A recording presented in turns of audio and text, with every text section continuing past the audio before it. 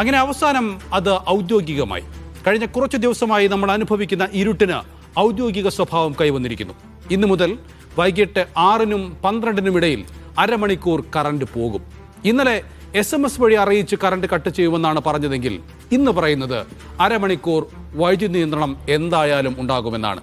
വാഹന റീചാർജിങ്ങിനും induction cooker ഉപയോഗത്തിനും നിയന്ത്രണം ഏർപ്പെടുത്തിയിട്ടുണ്ട്. AC 24 ഡിഗ്രി സെൽഷ്യസിൽ ക്രമീകരിക്കാനുള്ള നിർദ്ദേശവും KSEB നൽകിയിട്ടുണ്ട്. പുറത്തുനിന്ന് വാങ്ങിയിരുന്ന വൈദ്യുതിയിൽ ഉണ്ടായ 200 മെഗാവാട്ടിന്റെ കുറവ് ഇന്ന് പരിഹരിക്കുമെന്ന് മന്ത്രി K. കൃഷ്ണൻകുട്ടി അല്പം മുമ്പ് മീഡിയ വണ്ണിനോട് പറയുകയും ചെയ്തു. Jimmy, load shedding, power cut, ഈ രണ്ട് പദാവലികൾ ഉപയോഗിക്കാതെയാണ് ഇപ്പോഴും വൈദ്യുതി നിയന്ത്രണമെന്ന് KSEB പറഞ്ഞുകൊണ്ടിരിക്കുന്നത്. എന്തിനാണ് ഈ വാക്കുകൾ ഉപയോഗിക്കാൻ മടിക്കുന്നത്? അല്ല, അത് സ്വാഭാവികമായിട്ടും പറയാനൊരു ബുദ്ധിമുട്ടുണ്ടാകും. കേരളം ലോഡ് ഷെഡിങ്ങിലേക്ക് പോകുന്നതെന്ന് പറഞ്ഞാൽ ഇപ്പോൾ നമ്മളിപ്പോൾ ഹെഡിങ് അടിച്ചതുപോലെ ഇരുണ്ട കാലം. ഏത് ഇരുണ്ട കാലം? ഇരുണ്ട കാലം 10 വർഷം മുമ്പ് തീർന്നു പോയി എന്നാണ് ഇടതുപക്ഷവും LDF സർക്കാരും പറഞ്ഞത്. ആ തിരിച്ചു വന്നൊക്കെ പറയേണ്ടി വരും. അതിൻ്റെ വലിയ ബുദ്ധിമുട്ടുണ്ട്. ഇപ്പോഴും ഭരിക്കുന്നത് പിണറായി വിജയൻ സർക്കാരാണ്. അപ്പോൾ അതുകൊണ്ട് അങ്ങനെ പറയുന്നതിൻ്റെ ബുദ്ധിമുട്ടുണ്ട്. അതായിരിക്കും കാരണം. അതെന്തായാലും നല്ലതാണ്. ഇതെന്തായാലും SMS വഴി അറിയിക്കും. കൃത്യം അരമണിക്കൂറായിരിക്കും പവർ കട്ടെന്ന് അല്ലെങ്കിൽ ലോഡ് ഷെഡിംഗ് എന്ന് പറഞ്ഞു കഴിഞ്ഞല്ലോ. ശരി, ആ വിഷയം അവസാനിച്ചു. പക്ഷേ പ്രശ്നം ഇത് ആരുടെ സംഭാവനയാണ്, എന്തുകൊണ്ടാണ്? സ്വാഭാവികമായും ചൂട് കൂടി, അതുകൊണ്ട് ഇങ്ങനൊരു പ്രശ്നമുണ്ടായി എന്ന് പറഞ്ഞുകൊണ്ടേയിരിക്കുന്നു. അതുപോലെ തന്നെ ഗ്യാസിൻ്റെ അഭാവം കാരണം ആളുകളെല്ലാം ഇൻഡക്ഷൻ കുക്കറിലേക്ക് പോയെന്ന് പറയുന്നു. ഇതിൻ്റെ വസ്തുതയെക്കുറിച്ച് നമുക്കൊന്ന് അന്വേഷിക്കണം. പ്രധാനമായും ഏപ്രിൽ മെയ് മാസങ്ങളിൽ ഇപ്പോൾ പുതുതായി വൈദ്യുതി വാങ്ങാനുള്ള കരാറുമായി റെഗുലേറ്ററി കമ്മീഷൻ അടുത്തേക്ക് പോയപ്പോൾ റെഗുലേറ്ററി കമ്മീഷൻ 10 ദിവസം ഈ കരാറിൻ്റെ മേൽ, ഈ ആപ്ലിക്കേഷൻ്റെ മേൽ അടയിരുന്നു എന്നൊരാക്ഷേപം വൈദ്യുതി ബോർഡിലെ തൊഴിലാളി സംഘടനകൾ തന്നെ ഉന്നയിക്കുന്നുണ്ട്. അതായത് ഏപ്രിൽ മാസം പകുതിയോടുകൂടി തന്നെ, ഏപ്രിൽ 12-ാം തീയതി മറ്റാണെന്ന് തോന്നുന്നു, ഏപ്രിൽ 12-ാം തീയതി തന്നെ ഇതിൻ്റെ ആപ്ലിക്കേഷൻ റെഗുലേറ്ററി കമ്മീഷന് മുമ്പിൽ വെച്ചതാണ്. റെഗുലേറ്ററി കമ്മീഷൻ ഒരുപാട് വൈകിച്ചു എന്ന് ഔദ്യോഗികമായ അവരുടെ സംഘടനയുടെ ആക്ഷേപമുണ്ട്. അതുകൊണ്ടാണ് ഇപ്പോൾ വാങ്ങിക്കാൻ ചെല്ലുമ്പോൾ 24-ാണ് തീരുമാനം എടുത്തത്. അതെ, 24-ാണ് തീരുമാനം. എന്ന് വെച്ചാൽ ഇപ്പോൾ ചെല്ലുമ്പോൾ ഒരിടത്ത് 20 രൂപയ്ക്ക് പോലും കിട്ടാനില്ല വൈദ്യുതി. അപ്പോൾ റെഗുലേറ്ററി കമ്മീഷൻ എന്തുകൊണ്ട് മനഃപൂർവ്വം ഇത് വൈകിച്ചു, എന്തുകൊണ്ട് വൈകിച്ചു എന്ന ചോദ്യം എല്ലാവരും ഉന്നയിക്കുന്നുണ്ട്. നമുക്ക് തിരിച്ചുള്ള ചോദ്യം, ഈ സർക്കാരാണ് കാരണമായി പറയുന്നത് 38 ഡിഗ്രി വരെ ചൂട് ഉയരുമെന്നാണ് കരുതിയിരുന്നത്. പക്ഷേ ഇപ്പോഴത് 40-ന് മുകളിലേക്കായി. അതുകൊണ്ട് അപ്രതീക്ഷിതമായ ചൂടാണ് ഉണ്ടായത് എന്നുള്ളതാണ്. എനിക്ക് മനസ്സിലാകുന്നില്ല. 2 ഡിഗ്രി ചേഞ്ചിൽ വ്യത്യാസം വരും. ആയിക്കോട്ടെ, അതൊക്കെ ശരി. പക്ഷേ റെഗുലേറ്ററി കമ്മീഷൻ എന്തിനാ ഇതിൻ്റെ മുമ്പിൽ? ശരിയാണെങ്കിൽ അടയിരുന്നത് എന്തിനാ? ആരുടെയാണ് റെഗുലേറ്ററി കമ്മീഷൻ? കഴിഞ്ഞ ദിവസം അജിംസും നമ്മൾ തമ്മിൽ ഈ വിഷയം സംസാരിച്ചതാണ്. ഒരു കാര്യം ഉറപ്പല്ലേ, പൊളിറ്റിക്കൽ അപ്പോയിൻമെൻ്റ് ആണെന്നുള്ള കാര്യത്തിൽ എനിക്കൊന്നും സംശയമൊന്നുമില്ല. അപ്പോൾ എന്തിനാണ് റെഗുലേറ്ററി കമ്മീഷൻ ഇത്രയും ദിവസം അടയിരുന്നത്? 1. 2, ഈ ഏപ്രിൽ മാസം തന്നെ തീരാനിരുന്ന പവർ പർച്ചേസ് എഗ്രിമെൻറ്റുകൾ, ഷോർട്ട് ടൈം പവർ പർച്ചേസ് എഗ്രിമെൻറ്റുകളുണ്ട്. അത് തീരുമെന്നുള്ളത് നേരത്തെ അറിയാമല്ലോ. അപ്പോൾ ഈ ഏപ്രിൽ 14-ാം തീയതി വരെ കാത്തിരുന്ന എന്തിനായിരുന്നു? ഒരു വിഷയം. രണ്ടാമത്തേതാണ് നമ്മൾ കഴിഞ്ഞ ദിവസവും ഉന്നയിച്ച ലോങ് ടൈം പവർ പർച്ചേസ് എഗ്രിമെൻറ്റുകൾ റദ്ദാക്കിയത് റെഗുലേറ്ററി കമ്മീഷനാണ്. റെഗുലേറ്ററി കമ്മീഷൻ റദ്ദാക്കുമ്പോഴും ഈ പവർ പർച്ചേസ് എഗ്രിമെൻറ്റിൽ ആര്യാടൻ മുഹമ്മദിൻ്റെ കാലത്തുണ്ടായ പവർ പർച്ചേസ് എഗ്രിമെൻറ്റിനെ കുറിച്ച് ആക്ഷേപം ഉന്നയിച്ചത് ഇടതുപക്ഷമാണ് ഈ പവർ പർച്ചേസ് എഗ്രിമെൻറ്റിൽ ആക്ഷേപം ഉന്നയിച്ചത്. പക്ഷേ ആ കരാറിന്മേൽ ഏതാണ്ട് 4 മുതൽ 6 വർഷം വരെ പോയതിന് ശേഷമാണ് റെഗുലേറ്ററി കമ്മീഷൻ ഈ വിഷയം റദ്ദാക്കുന്നത്. ആരുടെ റെഗുലേറ്ററി കമ്മീഷൻ? ഇടതുപക്ഷം അപ്പോയിന്റ് റെഗുലേറ്ററി കമ്മീഷൻ. ഇപ്പോഴും ഏത് റെഗുലേറ്ററി കമ്മീഷൻ? ഇടതുപക്ഷ സർക്കാർ അപ്പോയിന്റ് റെഗുലേറ്ററി കമ്മീഷൻ. എന്നിട്ട് ഈ മറ്റേ ചക്രത്തിപ്പോര് നടത്തിയിട്ട് ഇവർ തമ്മിലുള്ള നാടകം കളിക്കുകയാണോ? ഒരു ആപ്ലിക്കേഷൻ 12-ാം തീയതി വരുന്നു, ഏപ്രിൽ മാസം ആദ്യം വരുന്നു. ഈ കുറേ നാളത്തേക്ക് ആപ്ലിക്കേഷൻ വെച്ച് തട്ടിക്കളിക്കുന്നു. ഇത് ആരെ പറ്റിക്കാനുള്ള ഡ്രാമയാണ്? പൊളിറ്റിക്കൽ അപ്പോയിൻമെൻ്റ് ആണെന്ന് എല്ലാവർക്കും അറിയാവുന്നതല്ലേ. എന്തിനാണ് ഇന്ന് വൈകിയത്? രണ്ടാമത്തെ ചോദ്യം, ചില ഷോർട്ട് ടൈം പവർ പർച്ചേസ് എഗ്രിമെൻറ്റുകൾ ഈ മാസം ഏപ്രിൽ മാസത്തിൽ അവസാനിക്കുമെന്ന് അറിയാവുന്നിരിക്കെ അതിൻ്റെ നടപടികൾ നേരത്തെ തുടങ്ങാതിരുന്നത് എന്തുകൊണ്ടായിരിക്കാം? 2.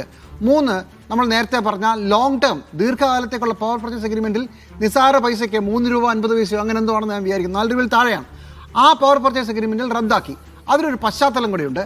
അത് ഇടതുപക്ഷം അഴിമതി ആരോടും ഉന്നയിച്ചിരുന്നു, ആര്യാടൻ മുഹമ്മദിൻ്റെ ഈ ദീർഘകാല പവർ പർച്ചേസ് എഗ്രിമെൻറ്റിനെതിരെ. എന്നിട്ട് ഇടതുപക്ഷ സർക്കാർ വരുന്നു. 1-2 വർഷം കഴിയുമ്പോൾ, ഇത്രയും കാലം ഇത് ഉപയോഗിച്ചതാണ്, ഇടതുപക്ഷ സർക്കാരിൻ്റെ റെഗുലേറ്ററി കമ്മീഷൻ ഇത് റദ്ദാക്കുന്നു. ഇതത്ര ആകണമെന്ന് ഞാൻ കരുതുന്നില്ല. ഇനി അഴിമതിയാണ് പ്രശ്നമെങ്കിൽ ഞാൻ മറ്റൊന്ന് ചോദിക്കട്ടെ. വിഴിഞ്ഞം കരാറിനെ കുറിച്ച് ഏറ്റവും വലിയ അഴിമതി ആരോട് ഉന്നയിച്ച ആളുടെ പേരെന്താ? പിണറായി വിജയൻ. ഈ പിണറായി വിജയൻ മുഖ്യമന്ത്രി ആയതിനു ശേഷം വിഴിഞ്ഞം കരാർ റദ്ദാക്കിയോ? ഇല്ലല്ലോ. അദാനിക്ക് കുറച്ചുകൂടെ സഹായം ചെയ്തു കൊടുക്കുകയും അദാനിക്കെതിരെ കോമ്പൻസേഷൻ ക്ലോസ് അടക്കമുള്ളത് ക്ലെയിം ചെയ്യാതിരിക്കുകയും എങ്ങനെയെങ്കിലും ഈ തുറമുഖം വരാൻ വേണ്ടി നമ്മുടെ ബാധ്യത അല്ലാതിരുന്നിട്ടും പാറ എത്തിക്കാനുള്ള നടപടി സ്വീകരിക്കുകയും ചെയ്ത സർക്കാരല്ലേ. അപ്പോൾ 6000 കോടിയുടെ അഴിമതി എവിടെ പോയി? അത് പണ്ട് ഉന്നയിച്ചതാണ്. ഇപ്പോൾ അദാനി വന്നപ്പോൾ അത് വിസ്മരിക്കുകയും നാടിൻ്റെ നന്മയ്ക്ക് വേണ്ടി ഈ കരാർ ഉണ്ടാകണമെന്ന് പറയുകയും ചെയ്തതും LDF സർക്കാരാണ്. അതേ LDF സർക്കാരിൻ്റെ കാലത്ത് LDF പ്രതിപക്ഷത്തായിരുന്നപ്പോൾ ഉന്നയിച്ച ലോങ് ടേം വൈദ്യുതി കരാറിൻ്റെ അഴിമതി ആരോപണത്തിൻ്റെ പേരിൽ പുതിയ സർക്കാർ വരുമ്പോൾ അവർ അപ്പോയിന്റ് ചെയ്ത റെഗുലേറ്ററി കമ്മീഷൻ, KSEബിനെ എതിർത്തുന്നുള്ള വേറെ കാര്യം, പക്ഷേ അവർ അപ്പോയിന്റ് ചെയ്ത റെഗുലേറ്ററി കമ്മീഷൻ അത് തള്ളിക്കളയും. നമ്മൾ എന്ത് മനസ്സിലാക്കണം? എന്താണ് ഇതിൻ്റെ ബുദ്ധി? എന്താണ് ഇതിൻ്റെ യുക്തി? പൈസ ആര്യാടൻ മുഹമ്മദ് മാത്രം കൊണ്ടുപോയാൽ പോരാ എന്നുള്ളതാണോ? അതോ ആര്യാടൻ മുഹമ്മദിനെതിരെ അദ്ദേഹം അഴിമതി കാണിച്ചതുകൊണ്ട് ഇൻകോട്ട്സ് ആരോപണമാണ്, അതുകൊണ്ട് ഞങ്ങൾ സന്ധിയില്ല പോരാട്ടം നടത്തിയെന്നാണോ? അങ്ങനെയാണെങ്കിൽ വിഴിഞ്ഞത്തും കാണിക്കണം ഇതേ പരിപാടി. സത്യത്തിൽ വിഴിഞ്ഞം കരാറിൻ്റെ പേരിൽ അന്ന് വലിയ ആക്ഷേപം ഉണ്ടാകുമ്പോൾ ഉമ്മൻചാണ്ടി സർക്കാർ ഒരു ജുഡീഷ്യൽ കമ്മീഷനെ വെച്ചു. ആ കമ്മീഷൻ്റെ 7 അയലത്ത് പോയില്ല CPMൻ്റെ ഒരൊറ്റ നേതാവ്. ഞാൻ ഉത്തരവാദിത്തോടെ പറയുകയാണ്, വിഴിഞ്ഞം കരാറിൽ നടന്ന അഴിമതി ആരോപണം ഉയർത്തിയ ഇടതുപക്ഷം അതേക്കുറിച്ച് അന്വേഷിക്കേണ്ട ജുഡീഷ്യൽ കമ്മീഷൻ വന്നപ്പോൾ ആ കമ്മീഷനിൽ ആദ്യത്തെ 2 സിറ്റിങ്ങിന് ശേഷം പിന്നെ ആ വഴിക്ക് പോയില്ല. വേറെ ആളുകളാണ് ജുഡീഷ്യൽ കമ്മീഷനിൽ അദാനിക്കെതിരെ വാദങ്ങൾ ഉന്നയിച്ചതും കേസ് പറഞ്ഞതും. അപ്പോൾ ഇങ്ങനത്തെ ഇരട്ടത്താപ്പുകൾ ഒരുപാടുണ്ട്. അവസാനം ഇപ്പോൾ നമ്മൾ നിൽക്കുമ്പോൾ ഇത് സ്വാഭാവികമായും ചൂട് കൂടിയത് കൊണ്ടാണ് നമുക്കൊന്നും ചെയ്യാനില്ലെന്ന് പറയുന്നു. ഇന്നലെ ഉന്നയിച്ച മറ്റൊരു ആരോപണത്തെക്കുറിച്ചുകൂടെ പറയാം. 12 ലക്ഷം ഇൻഡക്ഷൻ കുക്കറുകൾ ഈ 1.5 മാസത്തിനുള്ളിൽ വാങ്ങിച്ചു എന്നൊരു പുതിയ വാദം ഉയരുന്നുണ്ട്. എനിക്കറിയേണ്ടത് ഇതിൻ്റെ ഡേറ്റ എവിടുന്നാണ്? ഒരു വർഷം 12 ലക്ഷം ഇൻഡക്ഷൻ കുക്കറുകൾ കേരളത്തിൽ വാങ്ങിച്ചിരുന്നു. അതിൻ്റെ ഡേറ്റ എവിടുന്നാണ്? ഈ കഴിഞ്ഞ 2 മാസം കൊണ്ട് അതിൻ്റെ അത്രയും തന്നെ ഇൻഡക്ഷൻ കുക്കറുകൾ കേരളത്തിൽ മലയാളികൾ വാങ്ങിച്ചു കഴിഞ്ഞു. എന്താണ് ഡേറ്റ? എനിക്ക് അറിയാൻ വേണ്ടി ചോദിക്കട്ടെ, എന്താണ് ഡേറ്റ? 2, പീക്ക് സമയത്താണല്ലോ ഇപ്പോൾ ലോഡ് ഷെഡിങ് നടന്നുകൊണ്ടിരിക്കുന്നത്. ഈ ഇൻഡക്ഷൻ കുക്കറുകൾ പീക്ക് സമയത്താണോ ഉപയോഗിക്കുന്നത്? ഈ 12 ലക്ഷം കത്തിക്കുകയാണോ? നാട്ടുകാരെ പറ്റിക്കുന്ന പരിപാടി പറയരുത്. രാത്രി 11 മണിക്ക് കേരളത്തിലെ 12 ലക്ഷം വാങ്ങിച്ച ഇൻഡക്ഷൻ കുക്കറുകൾ കത്തിക്കുന്നു. അതുകൊണ്ട് നമുക്ക് നമ്മുടെ കൺട്രോൾ നിൽക്കുന്നില്ല, അതുകൊണ്ട് രാത്രി കാലങ്ങളിൽ ലോഡ് ഷെഡിങ് എന്ന് പറയുന്ന തമാശ അല്ലാതാവണമെങ്കിൽ ചുരുങ്ങിയ പക്ഷം 12 ലക്ഷം ഇൻഡക്ഷൻ കുക്കറിൻ്റെ ഡേറ്റ എങ്കിലും പറയണം, എങ്കിൽ ഞാൻ സമ്മതിക്കാം. പ്രമോദ്, ഇക്കാര്യത്തിൽ ഒരു നോട്ടക്കുറവ് ഉണ്ടായിട്ടുണ്ട്. നമുക്ക് പ്രളയത്തിൻ്റെ സമയത്ത് നമ്മൾ പറയുമല്ലോ ഡാം മാനേജ്മെൻറ്റിൽ പിഴവുണ്ടായി എന്ന് പറയുമല്ലോ. അതുപോലെ തന്നെ ഇപ്പോൾ ഈ വൈദ്യുതി സംഭരിക്കാൻ കഴിയാത്ത ഒന്നാണ്, പക്ഷേ കൃത്യമായി എവിടെ നിന്ന് വൈദ്യുതി വാങ്ങണം, എത്ര വാങ്ങണം, എപ്പോൾ വാങ്ങണം എന്ന കാര്യത്തെക്കുറിച്ചൊക്കെ ഒരു ദീർഘവീക്ഷണമില്ലായ്മ ഫീൽ ചെയ്യുന്നുണ്ട്. ഉറപ്പല്ലേ?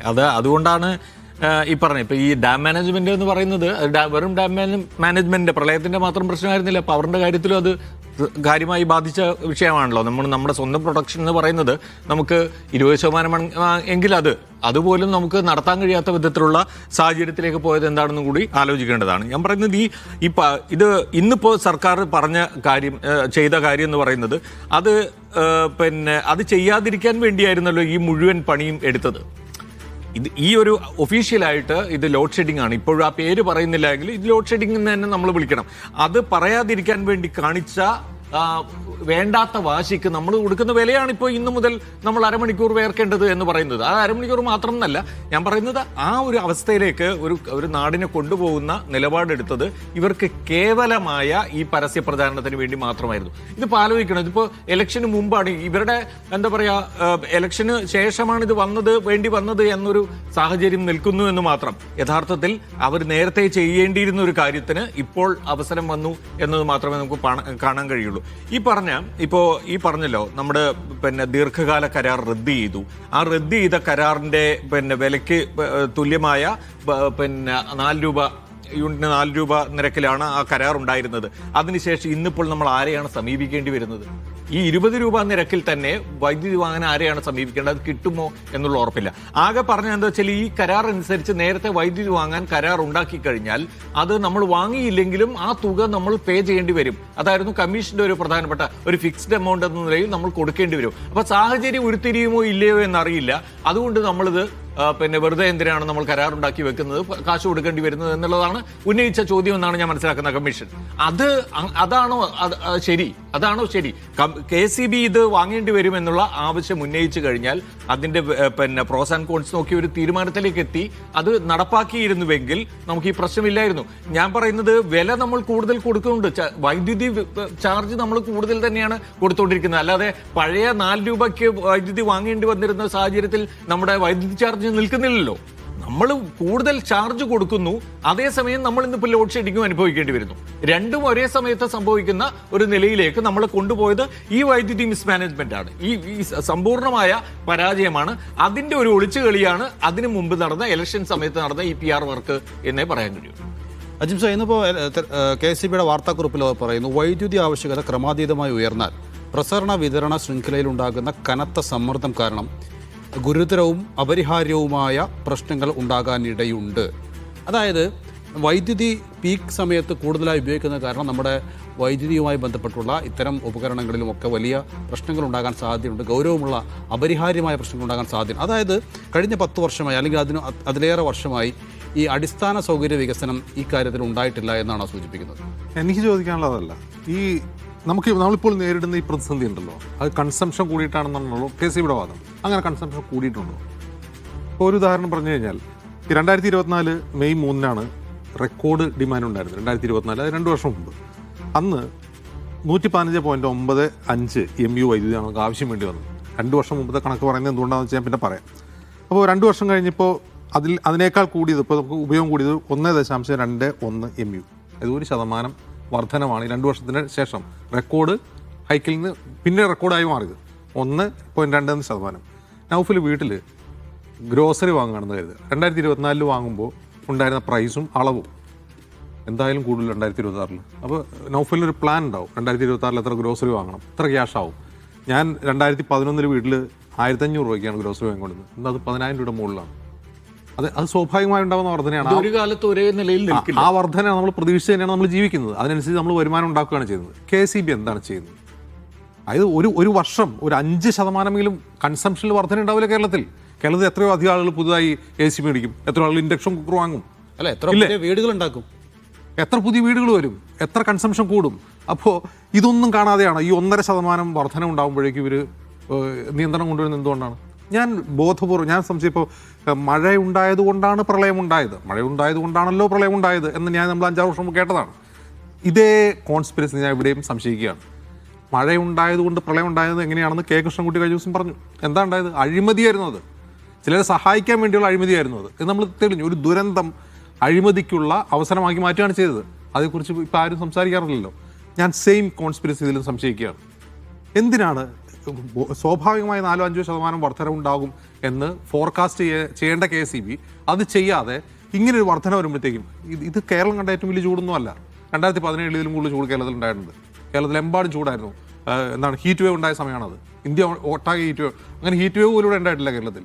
അപ്പോഴേക്കും എല്ലാം തകരാൻ പോകുന്നു, നമ്മുടെ സിസ്റ്റം ഇൻഫ്രാസ്ട്രക്ചർ തകരാൻ പോകുന്നു. അങ്ങനെ ഒരു ലോഡും ഇല്ല, സ്വാഭാവികമായിട്ടാണ് ലോഡാണ്. ഇപ്പോൾ ഈ വർഷം മാത്രം 2026 മാത്രമായിട്ട് ലോഡ് വർദ്ധിക്കുന്നത് മൂലം ഇൻഫ്രാസ്ട്രക്ചർ തകരേണ്ട ഒരു കാര്യവുമില്ല. അങ്ങനെയാണ് കഴിഞ്ഞ വർഷം തകരേണ്ടതാണ്. അത്ര ലോലമായ ഇൻഫ്രാസ്ട്രക്ചർ ആണെങ്കിൽ വളരെ പെട്ടെന്ന് വലിയ അതായത് 100 വാഹനങ്ങൾ പോകുന്ന ഒരു ഹൈവേയിൽ 500 വാഹനങ്ങൾ പോകുമ്പോഴാണ് ഇൻഫ്രാസ്ട്രക്ചർ തകരുക. ഒരു ഫ്ലൈ ഓവറോ പാലമോ തകർന്നു വീഴുക. അങ്ങനെ തകരാൻ പാകത്തിനുള്ള വർധന ഇവിടെ ഉണ്ടായിട്ടുണ്ടോ? ഇല്ല. അപ്പോൾ ഈ വർധന ഉണ്ടായി കൺസംഷൻ കൂടിയെന്നുള്ള വാദം ആദ്യം ഡാറ്റ വെച്ച് ഇവർ തെളിയിക്കണം. രണ്ടാമത് ജിമ്മി പറഞ്ഞതുപോലെ ഈ 12 ലക്ഷം ഇൻഡക്ഷൻ കുക്കറിൻ്റെ കണക്കാരെങ്കിലും പറഞ്ഞിട്ടുണ്ടെങ്കിൽ അതും പറയണം. അല്ലെങ്കിൽ എത്ര അധികം AC ഇവിടെ യൂസ് ചെയ്യുന്നുണ്ട് ആ സമയത്ത്, എത്ര AC വർദ്ധിച്ചിട്ടുണ്ട്, അത് ഇവർക്ക് ഫോർകാസ്റ്റ് ചെയ്യാൻ കഴിഞ്ഞില്ല എന്നുള്ളതാണ് ചോദ്യം. ഇവിടെ പ്രധാനപ്പെട്ട കാര്യം ഇത് ലോഡ് ഷെഡിങ് അല്ല, ഇത് പവർ കട്ടാണ്. അതിൻ്റെ കാരണം ഞാൻ പറഞ്ഞുതരാം. സാധാരണ രീതിയിൽ പീക്ക് ടൈമിൽ റെക്കോർഡ് ഉപഭോഗം ഉണ്ടാകുമ്പോൾ സ്വാഭാവികമായും നമ്മൾ എന്ത് ചെയ്യണം? കൂടുതൽ വൈദ്യുതി വാങ്ങി ഉപയോഗിക്കേണ്ടി വരും. ഇപ്പോൾ നമുക്കത് വാങ്ങി ഉപയോഗിക്കാൻ കഴിയാത്തതിൻ്റെ കാരണം നമുക്ക് സ്ഥായിയായി ലഭിച്ചുകൊണ്ടിരുന്ന കുറഞ്ഞ വിലക്കുള്ള വൈദ്യുതി കരാർ റദ്ദാക്കപ്പെട്ടു. അപ്പോൾ നമ്മൾ കൂടിയ വിലക്കാണ് വാങ്ങിക്കൊണ്ടിരിക്കുന്നത്. പീക്ക് ടൈമിൽ ഈ ലോഡ് പരിഹരിക്കാൻ കൂടുതൽ വൈദ്യുതി വാങ്ങണമെങ്കിൽ കൂടുതൽ പണം കൊടുക്കണം. അങ്ങനെ കൂടുതൽ പണം കൊടുത്താൽ വൈദ്യുതി കിട്ടാത്ത അവസ്ഥയൊന്നുമില്ല. പണം കൊടുത്താൽ കിട്ടും. മാർക്കറ്റ് ഓപ്പൺ മാർക്കറ്റാണ്. ആ പണം മുടക്കാൻ KCB തയ്യാറല്ല. അത് നഷ്ടം ഉണ്ടാക്കും എന്നുള്ളതാണ് അവരുടെ പ്ലാൻ. അങ്ങനെ കൂടുതൽ പണം മുടക്കി വൈദ്യുതി വാങ്ങിയാൽ അത് നഷ്ടമുണ്ടാക്കുമെന്ന് ഭയന്നുകൊണ്ടാണ് അവരത് വാങ്ങാതിരിക്കുന്നത്. അത് ഉപഭോക്താക്കളുടെ മേൽ കെട്ടിയേൽപ്പിക്കേണ്ട അവസ്ഥ വരും. അത് കെട്ടിയേൽപ്പിക്കില്ലയോ എന്നുള്ളതല്ല, ഇത് ലോഡ് ഷെഡിങ് ആണ്, പവർ കട്ടല്ല എന്ന് പറയുന്നിടത്താണ് നമുക്ക് ആ വാദം. പവർ ഇല്ലാത്തതാണ് പ്രശ്നം. പവർ ഇല്ലാത്തത് കൊണ്ടാണ് കൊടുക്കാൻ കഴിയാത്തത്. അതുകൊണ്ടാണ് പവർ കട്ട് ഏർപ്പെടുത്തുന്നത്. അല്ലാതെ ലോഡ് കൂടി കൺസംഷൻ കൂടിയതുകൊണ്ട് നമ്മൾ എന്ത് ചെയ്യുന്നു? ഇൻഫ്രാസ്ട്രക്ചറിനെ രക്ഷിക്കാൻ വേണ്ടി ഇത് ലോഡ് കുറയ്ക്കുന്നതല്ല. ഈ പീക്ക് ടൈമിൽ കൊടുക്കേണ്ട പവർ വാങ്ങാൻ പണം കൊടുക്കാൻ പറ്റില്ല. അത് നഷ്ടമുണ്ടാക്കുമെന്ന് ഭയന്നാണ് ഇത് ചെയ്യാത്തത്. മുമ്പ് പ്രളയത്തിൻ്റെ സമയത്ത് ഡാം തുറക്കുന്നില്ലേ എന്ന് ചോദിക്കുമ്പോൾ ഇത് വൈദ്യുതി ഉണ്ടാക്കാനുള്ള വെള്ളമാണ്, അങ്ങനെ തുറന്നു കളയാൻ പറ്റില്ല, കോടിക്കണക്കിന് രൂപയുടെ വെള്ളമാണെന്ന് പറഞ്ഞാൽ ആ KCB ചെയർമാൻ്റെ അതേ യുക്തിയാണ് ഇവിടെയും പ്രവർത്തിക്കുന്നത്. യെസ്, ഏതായാലും പവർ കട്ടോ ലോഡ് ഷെഡിങ്ങോ എന്ത് ഓമന പേരിൽ വിളിച്ചാലും കറണ്ട് പോകും.